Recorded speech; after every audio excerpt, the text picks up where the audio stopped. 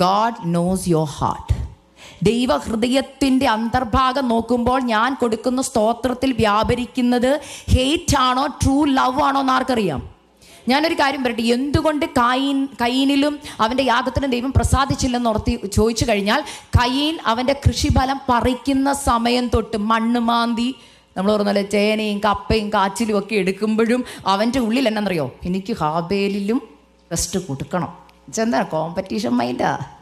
എൻ്റെ പാട്ടും എൻ്റെ പ്രസംഗവും അവരെക്കാളും കേമമാണ്, അവരെക്കാൾ വലിയത് ചെയ്യണം. മനസ്സിലാവുന്നുണ്ടോ? ഈ കോമ്പറ്റീഷൻ മൈൻഡ് ഉള്ളിൽ കയറുമ്പോഴേ ഓർത്തോ പിശാച് കയറാൻ വഴി തുറക്കുക. ബൈബിള് പറയുന്നു നമ്മളെക്കാൾ മറ്റുള്ളവരെ ശ്രേഷ്ഠരെന്നെണ്ണണം. Means I humble myself before anybody who comes in front of me.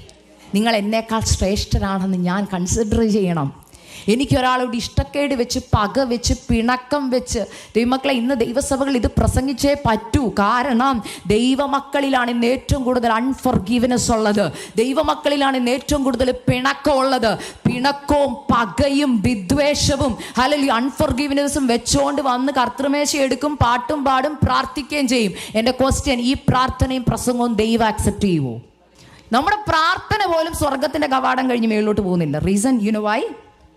കർത്താവ് പറയുന്നു, സ്വർഗസ്നായ ഞങ്ങളുടെ പിതാവേ എന്നുള്ള പ്രാർത്ഥനയെ പറയുന്ന ആ പ്രാർത്ഥനയുടെ അവസാനം മത്തായി 6 അധ്യായം നിങ്ങൾ വീട്ടിൽ പോയി വായിച്ചാൽ നമുക്ക് സമയമില്ല. അതിൻ്റെ ലാസ്റ്റ് ഒരു വാക്യമുണ്ട്, നിങ്ങൾ മനുഷ്യരോട് അവരുടെ പിഴകളെ ഹൃദയപൂർവ്വം ക്ഷമിക്കാഞ്ഞാൽ സ്വർഗസ്ഥനായ നിങ്ങളുടെ പിതാവും നിങ്ങളുടെ പിഴകളെ നിങ്ങളോട് ക്ഷമിക്കത്തില്ല. എൻ്റെ ക്വസ്റ്റ്യൻ, ദൈവം എന്നോട് ക്ഷമിക്കണമെങ്കിൽ ഞാൻ ആദ്യം ക്ഷമ കൊടുക്കണം. That is the condition.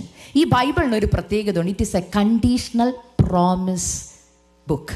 വ്യവസ്ഥയുടെ പുസ്തകമാണ് ബൈബിൾ, അവസ്ഥയുടെ പുസ്തകമല്ല. കാരണം നമ്മൾ അറിയാതെങ്കിലും പ്രാർത്ഥികർത്താവ് എൻ്റെ അവസ്ഥ എങ്ങനെ അറിയാമല്ലോ എന്ന്. ഇന്ന് പരിശുദ്ധാത്മാവ് ചിലരോട് വ്യക്തിപരമായി ദൂത് പറയുകയാണ്.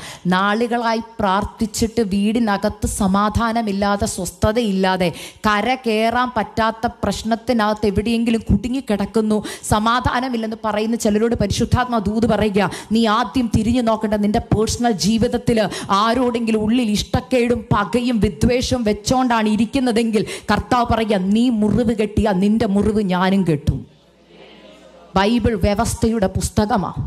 എവിടെയൊക്കെയോ അൺഫോർഗിവ്നെസ് വന്ന്, പക വന്ന്, പിണക്കം വന്ന് നമ്മളെ കാർന്നത്. ഇതൊരു ക്യാൻസർ. ആക്ച്വലി ക്യാൻസർ വന്ന് ചില, അല്ലെങ്കിൽ ഡയബറ്റീസ് ഒക്കെ പോലെ, അല്ലെങ്കിൽ ഇതൊക്കെ വന്നിട്ട് ചില ഓർഗൻസ് ഒക്കെ എന്ത് ചെയ്തു, നമ്മായിരിക്കുക, പ്രവർത്തിക്കുന്നില്ല. ഇതാ ചാവാറായ ശേഷിപ്പ്.